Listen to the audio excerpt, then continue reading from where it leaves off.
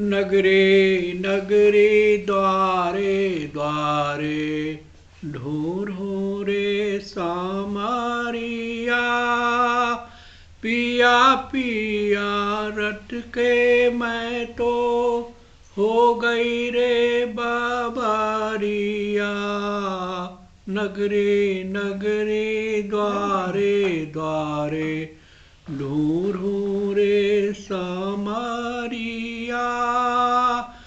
बेदर्दी बालम ने मोहे फूका गम की आग में, फूका गम की आग में।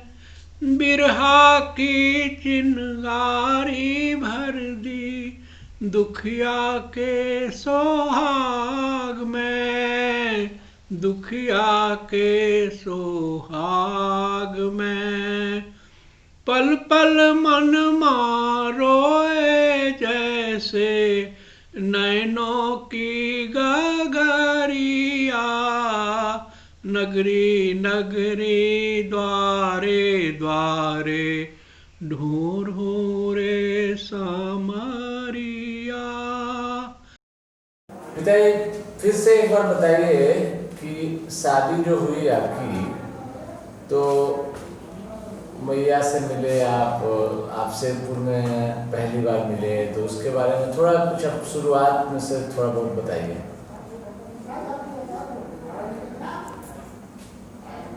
1950 में शादी हुई।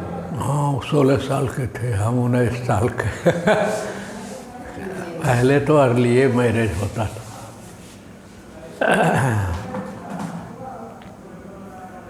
हमरा कोई ट्रेनिंग नहीं हले, कितना आबोध थे, लगता था शादी होगी तो हमको जूता भी हो जाएगा, यही सब सोचते थे। लड़की के बारे में नहीं सोचते थे। लड़की के बारे में कोई नहीं, कुछ नहीं। शादी हो गई खुश हो। हाँ, कमीज मिलेगा, धोती बढ़िया मिलेगा। तो हर जन्म के बाद जो आए ना, उसके बाद निश्चिंत से रहने लगी। तो उसके बाद तब से स्थायी रूप से फैमिली में इन्वॉल्व। हाँ, और 3 बच्चे 3-3 साल पर हुए, बढ़िया। डिलीवरी के लिए लेकिन शेरपुरे जाते थे, सुविधा थी। नाना को इच्छा थी कि कुछ पढ़ावे लिखावे, देखिए ट्रेनिंग में नाम लिखा दे। तोरा नेगलेक्टेड देखा लिए, चाहे सीमा हो गई। सीमा को हमको रोआ खड़ा हो गया। व्यवहारिक लाइफ में ठीक है थी ना, डिसीजन मेकिंग वगैरह अच्छा, कोई ठग नहीं सकता है। जैसे आप सारा डिसीजन मेकिंग उसी को दे दिए थे ना घर का। ना तो वो ठीक थे, कन्विंस थे तब न भाई। हाँ, हमको कोई आपत्ति नहीं न था। दूसरे लोगों को भी मदद करती थी, अस्पताल ले जाना। हाँ हाँ, सब नहीं, नेचर तो ठीक है थे, कोई भी हेट नहीं करता था इसे। अभी जो घर में हमार मैया बड़ी डेराल रहने, चूँकि पट्टीदार वाला घर था, वो हमारा माँ के सब दुर्गति उड़ा देती है। जब ही आँख तरेड़ते थे तुम्हारी माँ, तो सकदम होके भाग जाती थी। ना कुछ कहना नहीं, खाली चल साइलेंट होकर के सही ढंग से बात करो, हम कुछ नहीं बोल रहे हैं, गलत बोलेंगे तो जवाब मिल जाएगा, इतने पर भाग जाती थी। अच्छा, जॉइंट फैमिली में ही थोड़ा फैमिली में बंटवारा के पहले ढाल के रूप में काम करते थे। मृत्यु को इतने करीब से देखने का मेरा पहला अवसर है। मतलब लगता ही नहीं है कि मैया चली गई। तो मेरी डेली बात होती थी, और वो शुरू ही करती थी बउआ, या फिर बोलती थी खुश रहो, और हम प्रणाम बाद में करते थे, पहले ही वो खुश रहो कर देती थी। जब कभी भी मैं ऐसा महसूस होता है, कभी बहुत लाइफ में तुमको कई बार असफलताएं मिलती है, तुम फेल होते हो, फिर संभलते हो, कई बार नहीं संभल पाते हो। तो अगर कभी भी फेलियर आया है मेरे लाइफ में, और मैया तो मेरी सारी बातों को जानती थी, तो उससे शेयर करने पे वो मुझे बहुत हौसला देती थी, बताती थी कि अब छोड़ो, आगे देखो पीछे को छोड़ दो, पीछे को भूल जाओ।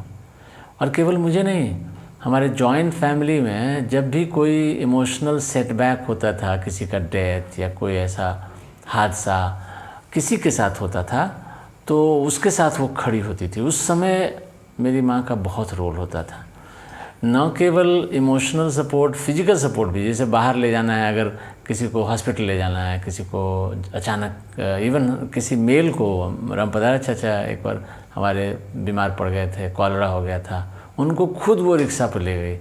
और वैसी औरतों को प्रेगनेंसी के लिए या और भी बहुत सारी चीज़ों के लिए बराबर किसी को ज़रूरत पड़ती थी। तो सी वॉज, मुझे ये बोलना नहीं चाहिए, लेकिन गांव में इसी तरह की औरतों को लोग कहते थे कि मर्द के जैसी है।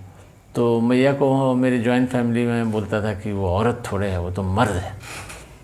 तो ये एक बात खास थी, बोल्ड थी और एक्सपोजर था, और किसी चीज़ में डरती नहीं थी, और किसी को ढाढ़स बढ़ाना हो, इनकरेज करना हो, या किसी खास सिचुएशन में क्राइसिस हो अगर, उसमें वो काफ़ी सपोर्ट करती थी, बहुत सपोर्टिव थी। अभी भी नहीं लगता है कि वो गई है, अभी भी याद करते हैं तो एकदम आंख भर जाता है। अभी हम देख रहे थे कि किस दिन वो मुझसे लास्ट में बात की है, किस दिन मेरी वो मेरे गाने को उसने सुना था, या किस दिन वो, मतलब बहुत सारी ऐसी चीज़ें हैं जो अभी एकदम रीसेंट मुझे याद आ रहा है। बचपन की तो बहुत सारी बातें हैं, लेकिन ये सब तो मौसी के आधा बचपन तो मेरा अपने घर में, आधा जीवन तो मौसी के साथ ही बीता, क्योंकि मौसी का घर हमारे घर के ठीक आमने सामने पड़ता था। तब दौड़ के हम लोग चले जाते थे, कभी यहाँ खाते थे, कभी मौसी के यहाँ खा लेते थे। ऐसा भी हुआ है कि दोपहर का खाना खा के वहाँ मौसी के यहाँ सो गए। सो मौसी से तो मेरा बचपन से ही लगाव है, आज तक रहा। संयोग है कि बड़ा हुए तो वो पटना आ गई, और पटना लाने का भी श्रेय मौसी का है हमको। चाची हमको बचाती थी, और उनको पकड़ के हम उनके पीछे छिप जाते थे। तो उस समय लगता था कि चलो कम से कम कोई बचाने के लिए तो है। बाकी कोई नहीं, एकदम सीधे। बाकी जितनी भी थी घर में महिलाएं, वो लोग कहते थे बदमाशी के लिए तो मार लगबे कर दो। चाची कहते अरे बच्चा है, बदमाशी करबे करते, मारो नहीं, छोड़ दो, जाए दो, अब से मत करिए बदमाशी, यही सब बोलती थी। चाची पढ़ाई लिखाई के मामले में बहुत स्ट्रिक्ट थी, और अगर पढ़ने लिखने के समय में अगर इधर उधर कोई भी काम अगर हम कर दिए, चाहे वो हम हों या उनके अपने बच्चे हों, उस समय वो डांटती थी कि नहीं, अभी तो और पढ़े के समय, अभी जो पढ़ गए ना उसके बाद खेलिए। और हमको यहाँ एक बच्चे की तरह रखी, हमको इतना ज़रूरत से ज़्यादा हम पर विश्वास करती थी वो कि एक आध बार ऐसा हुआ है कि आनंद जब जाने लगता था बंगलोर, नीचे उतरता था तो आनंद के कभी गाड़ी देखता था, कभी अपनी माँ को देखता था, तो आनंद को इस तरह से आश्वस्त करती थी कि तुम जाओ ना, क्या देख रहा है, तुम्हारे जैसा तो मतलब है ना तुम्हारे जगह पर पप्पू है ना, जाओ तो, ताकि उसको किसी तरह का फीलिंग नहीं हो कि हम माँ को छोड़ के जा रहे हैं। इस तरह से उसको एक तरह से निश्चिंत करके भेजती थी कि तुम जाओ, यहाँ मतलब तुम्हारे जगह पर पप्पू है, तुम जाओ। हम भी अपनी माँ की तरह उसको मानते थे, और भी एक बेटा ही समझ के हमको मानते थे। मेरा अंतिम भेंट मैया का यही था। मुझे तो नहीं पता था कि मैया अब इसके बाद हमको अब भेंट नहीं होगी। जिस दिन आए हैं, और लगता है हमको कि 22 डेडलॉक होने के एक दिन पहले, कल से था कि कल मोदी जी का डेडलॉक है। बोले मैया कल से लॉक हो जी, तो हम आ गए हैं बेटी, अब लॉक हो जीती तो हमें यार की करबे, कुछ हो जीती तो मैया कुछ नहीं होतो, तो मंत्र जोगी जी की जाप करते रहे, तोरा कुछ नहीं होतो। तो बोली अच्छा बैठ, तो बैठाई, कुर्सी पर बैठे, मैया बेड पर लेटी हुई थी। उसके बाद बोली कि बेटी तनी आर नज़दीक आ जाओ, और नज़दीक सट गए कुर्सी में, कुर्सी को चौकी में सटा दिए। तो बोली कि नहीं कुर्सिया पर नहीं बैठ, चौकिया पर आके बैठ, एजा बैठ बगल में। तो हम चौकी पर बैठ गए, मैया के एकदम जस्ट बगल में, मैया के कंधा पर हाथ रख लिए। तो बोली कि मैया को लाल रंग बहुत पसंद था साड़ी का, साड़ी हम लाल पहने हुए थे। बोली कि साड़ी का रंग बड़ी अच्छा हो। हम बोले अच्छा लगो मैया पहन में, तो नहीं हमें की करबो बेटी, पहन ही साड़ी बाब नहीं पहनल जाओ। तो फिर बोली कि चूड़ियों का रंग हो बड़ी अच्छा, हाथ मेरा पकड़ के ऐसे छू रही थी, मेरा हाथ ऐसे छू रही थी। तो हम बोले कि तो मेरा नज़र गया मैया के हाथ पर। हम बोले अरे तो मैया हरदम लाल चूड़ी पहने है, तो पियर काहे पहन लिए? तो बोली कि करिए बेटी से पहन लियो हन बसंत पंचमी में, अब नहीं मन करो हो कि हम चूड़ी और बदलियो। बोली ला हम तोरा एकरे में 12 गो हो, 4 गो तोहूँ पहन ले, 4 गो हमहूँ पहन लेवे। उसके बाद मैया का चूड़ी पीला रंग खोले और हम अपने हाथ का 4 चूड़ी मैया के हाथ में दिए और हम भी 4 पहने उसी लाल को। हम भी बोले नहीं मैया हमरो हाथ में लाल हो तोरो में दे दिलियो। और मैया का 4, एक में 4 एक में 5। हम बोले आर दे दियो। बोली नहीं बेटी इतने तो भारी लगो हो, अब नहीं दा। उसके बाद पीला चूड़ी हाथ में ली जो उसका खोले थे और उसको ऐसे ऐसे करके गिनी। बोली कि ले 11 चूड़ी हो, नए हो बेटी, पुराने हो, लाई हम तोरा आशीर्वाद दे रहा हूँ।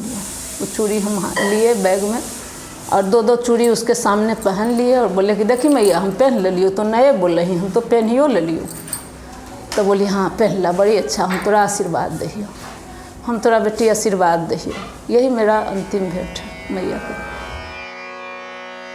कौन ठगवान गरिया लूटल हो, कौन ठगवान गरिया लूटल हो, कौन ठगवान गरिया लूटल हो, कौन ठगवान। चंदन काठ के बनल खटोला तापर दुलहिन सुतल हो, कौन ठगवान गरिया लूटल हो, कौन ठगवान गरिया लूटल हो, कौन ठगवान। उठो सखी मांग सवारो दुल्हा, मोसे रूठल हो, कौन ठगवान गरिया लूटल हो, कौन ठगवान गरिया लूटल हो, कौन ठगवान।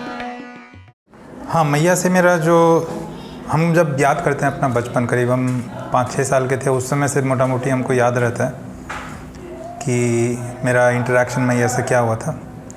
और मैया के बारे में काइंड ऑफ उस समय का ये था, उस समय से लेके उस समय बहुत ही वो एक्टिव हुआ करती थी।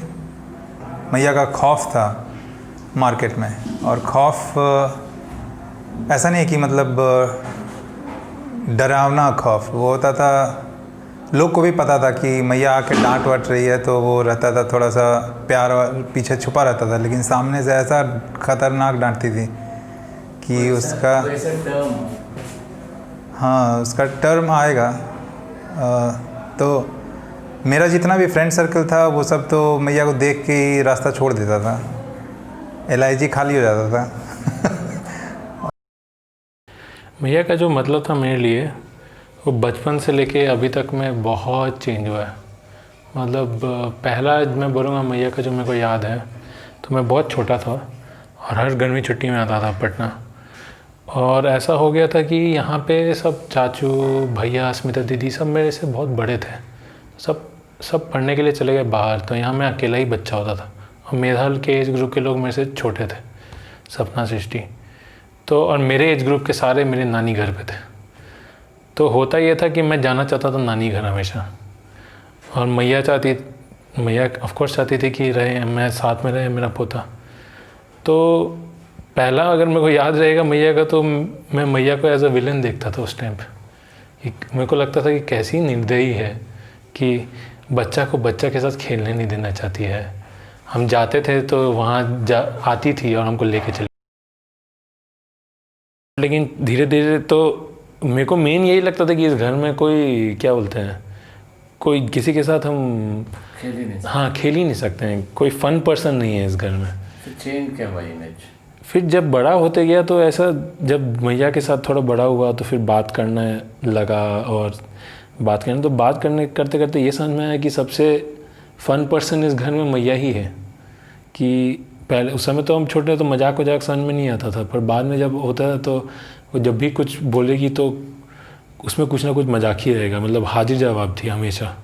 हर चीज़ में। बेंगलोर में साथ रहे। हाँ, फिर बेंगलोर में जब थे तो बेंगलोर में भी साथ रहे, और फिर तो मीन्स बड़े हुए तो बहुत सारा चेंज आया, मतलब आदमी, मेरा सोच भी मैच्योर हुआ, तो फिर समझ में आया कि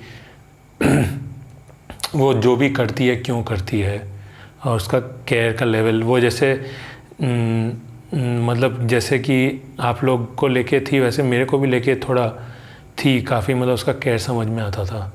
और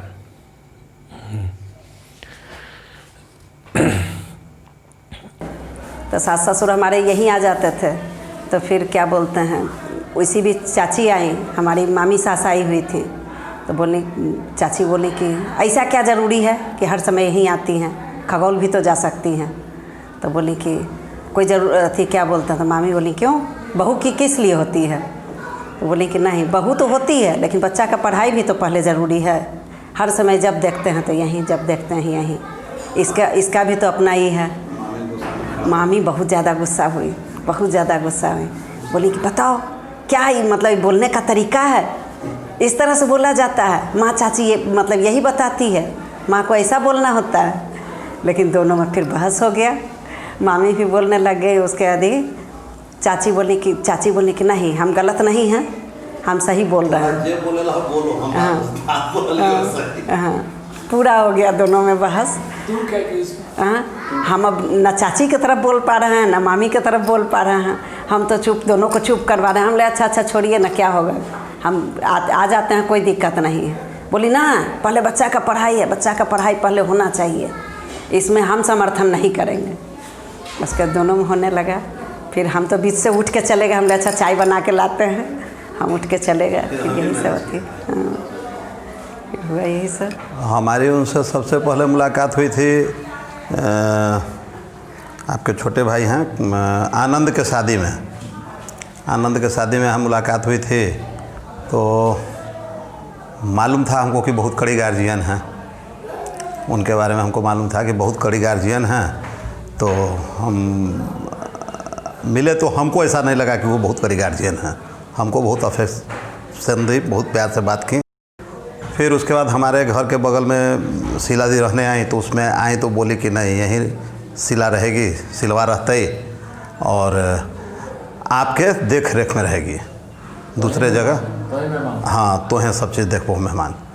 तो उस दरमियान में बहुत ज़्यादा दिन रहने का मौका मिला, लगभग 3 साल में बहुत दिन। एक बार बीमार भी बहुत पड़ी, बीमार के दरमियान में वो बदहोश हो गई, 5 दिन तक उनको होश नहीं आया, मैंने वो था, और 105 से नीचे फीवर नहीं था। हम लोग 2 थर्मामीटर चेंज कर दिए कि थर्मामीटर कहीं गड़बड़ तो नहीं है। उसी दरमियान में हम पैर में और पानी लगा रहे थे, कपड़ा देखे, और माया माथा में, उनको 2 मिनट के लिए होश आया। तो बोली कि नहीं, मेहमान ऐसे नहीं कर रहा थे, मेहमान के नहीं करना है। फिर हम कहे कि अच्छा मैया बाद में पैसा वैसा दे दीजिएगा, अभी सेवा करने दीजिए, सो अभी के तो बेटा हम ही हैं ना। और जब तक वो जिंदा रहीं तब हम उनसे बोलते थे कि मैया वो फीस मेरा कहाँ गया, तो हंसती थी, मिलते ही करती थी। हमारा उनका यही सबसे ज़्यादा रहा, और मानती थी, बहुत मानती थी हमको नहीं कभी लगा कि वो करी गार्जियन है। एक अच्छी एडमिनिस्ट्रेटर थी, जिंदा दिल महिला थी, और हमारे घर आने में उनको 30 मिनट लगता था समय अपार्टमेंट से, जो कि 500 मीटर से ज़्यादा नहीं था। लेकिन वो सप्ताह में 2 दिन ज़रूर आती थी, और बराबर डांटती थी कि तोरा ही बहुत आदमी आबहू माया, इतने आदमी के खाना नहीं बनाई। उसी से एक कहानी याद आता है कि कैसा उसका विट, मैया का विट था कि पहली बार जब वो मिली इंचरा के फादर और मदर से, तो उनके फादर और मदर का ने पूछी, तो पता चला कि इंचरा के फादर हैं बच्चे और मदर नहीं हैं, और इंचरा के ग्रैंडफादर हैं, और उनके मदर के साइड में उनकी ग्रैंडमदर है बट ग्रैंडफादर नहीं है। तो वहाँ पे जैसे ये सुनी तो बोले कि वाह बहुत अच्छा है, तो दोनों ग्रैंडफादर और ग्रैंडमदर का शादी करा दो। तो ये सुन के सब बहुत स्कैंडलाइज भी हुए, बहुत हंसे भी। बट इसी तरह का उसका मैया का था कि वो एकदम कॉन्फिडेंस भी था, और वो क्या बोलेंगे विट भी बहुत था, मीन्स। और इसमें तो कोई उनको मात नहीं। अभी मीन्स हमारे यहाँ अभी भी घर में लोग हैं जो हंसी मजाक काफ़ी करते हैं, बट मैया से ही मेरे को लगता है उन लोग सीखे हैं। और उन मैया से तो हाजिर जवाब में कोई आगे नहीं निकल पाया मेरे हिसाब से। व्हाट्सएप तो वो व्हाट्सएप ही कॉल करती थी, वो जनरल कॉल नहीं करती थी, व्हाट्सएप कॉल ही करती थी। और इसके अलावा रात में वो बताती थी कि जब नींद उसको नहीं आती है तो उसको ये नाम समझ में नहीं आता था कि यूट्यूब का यूज़ करती है, लेकिन वो बताती थी कि एगो ऐसा रहे ना गोल नियर ओरा छुआ ये तो रामायण गीता ओकर बहुत सन वीडियो आवे है ओकर सुने ही रहती है। जब मन नहीं लगा हो ना तो सुने ही हो।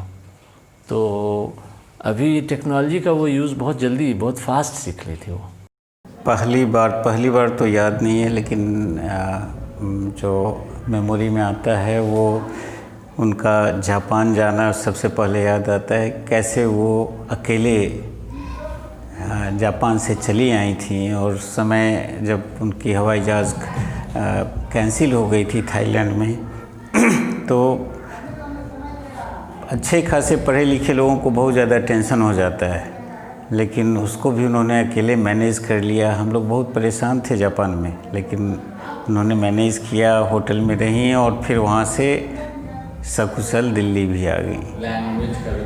लैंग्वेज का भी प्रॉब्लम था और नई जगह थी, अंदर से लॉक हो गया, उनसे दरवाज़ा नहीं खुल रहा था तो खिड़की से उन्होंने ताली बजा के दूसरे का अटेंशन लिया और तब गेट खुलवाया बाहर से।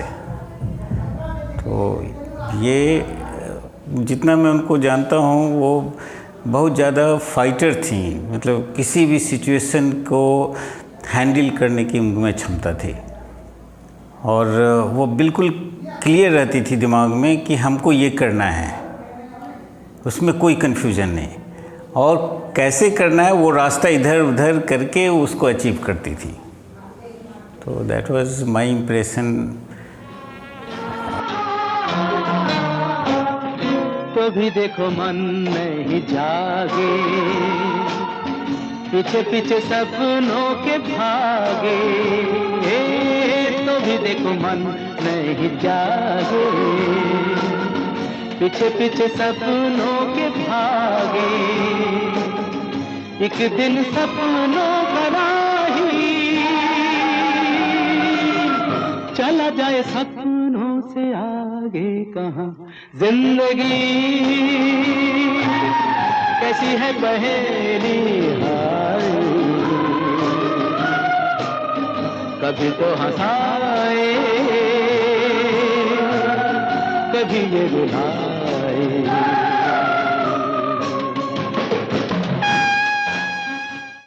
एक चीज़ जो हम मैया से बहुत बढ़िया सीखे हैं वो है कि कोई भी डिफ़िकल्ट सिचुएशन जब भी रहा है तो मैया आके बोलती थी की करमी नुनो, हमको नहीं लेकिन किसी और से भी बात करी तो की करबो से समझो भगवान के ये इच्छा हले से हिम्मत रखो तनी दिन में तो सब ठीके हो जाते।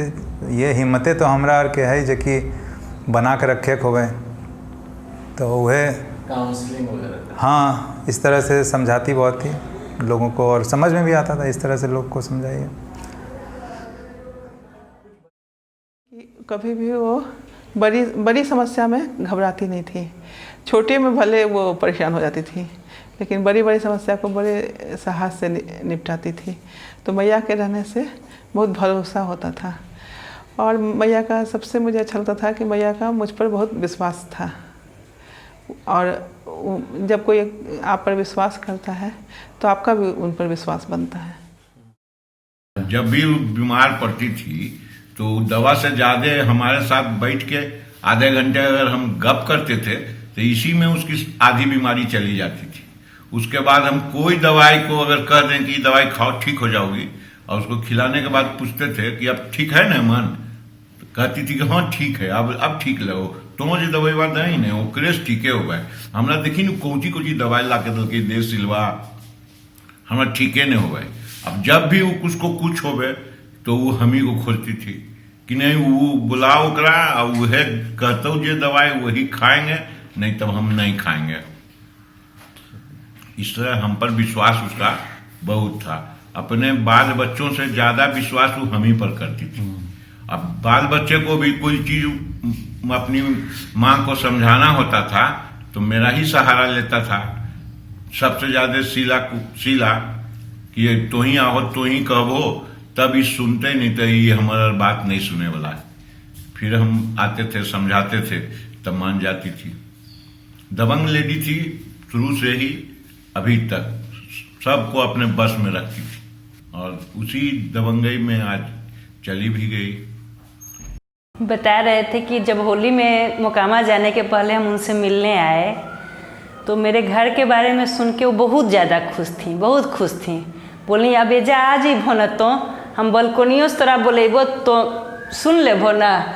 हमरा ये नहीं लगता कि हमारे कोई परिवार है जाने है। यही मेरे लिए सबसे बड़ा दुख बोलिए या जो भी है कि उनके साथ हम महीना दिन भी अगर वो रह जाती तो हम बहुत खुश होते हैं। बहुत ये अफसोस ज़िंदगी भर रहेगा कि हम इस घर में आएंगे और चाची यहाँ नहीं रहेंगी। मेरे लिए ये सबसे बड़ी अफसोस की बात है। बहुत ज़्यादा, हमसे ज़्यादा वो खुश थी कि हम उनके बगल में, उनके एकदम पड़ोसी बन के आ रहे हैं। एक आवाज़ पे उनके साथ हम आ सकते हैं, उनके सुख दुख में शामिल हो सकते हैं। 2019 के दिसंबर में आई थी तो थोड़ा छुट्टी से पहले ही 25 से छुट्टी होने वाला था, पहले ही छुट्टी लेके आ गई थी और मैया बहुत खुश हुई थी। इस घर में आने में सबसे पहले मुझे लगता था कि मैया ही हमेशा स्वागत के लिए रहती थी। उनकी आंखें लगता था कि इंतज़ार में बिछी रहती थी। घर का मतलब मैया? हाँ, इस आशियाना नगर के घर में घुसते ही सबसे पहले मैया का ही विज़न बनता था। एक बार मुझे अभी तक याद है कि जब भी मेरी शादी हुई उसके बाद से मैं एक ही बार मैया मुझे नहीं मिली थी, वो इलाहाबाद में थी। तो उस बार मुझे बहुत बुरा लगा था। तो मुझे अनुभव हुआ था कि मैया का ना रहना कितना ही है। अभी तो इतनी भीड़ भाड़ हुई, सब कुछ हुई, फिर भी जब भी मैया का बिस्तर को देखती हूँ तो एक बार ये हो जाता है। अभी तन में आनंद है, ताश खेले तो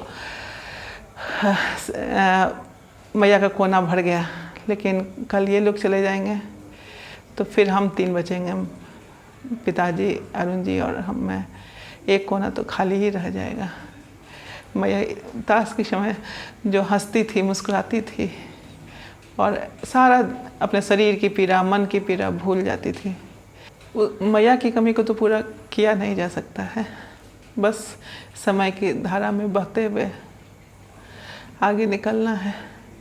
कोई भी माँ का जाना, उसकी क्षतिपूर्ति तो हो ही नहीं सकती है। कहना क्या, हम लोगों का सफर, बाजी जीत गया आपका सफर। हमारा सफर तो हो गया। अब देखो लास्ट क्या होता है। बाजी जीत गई ना? हाँ, वो तो जीत गए। सब लोग लगे हुआ है, अभियो तक लगे ही हुआ है। वो तो सबको जीवंत कर दिया। सही बात।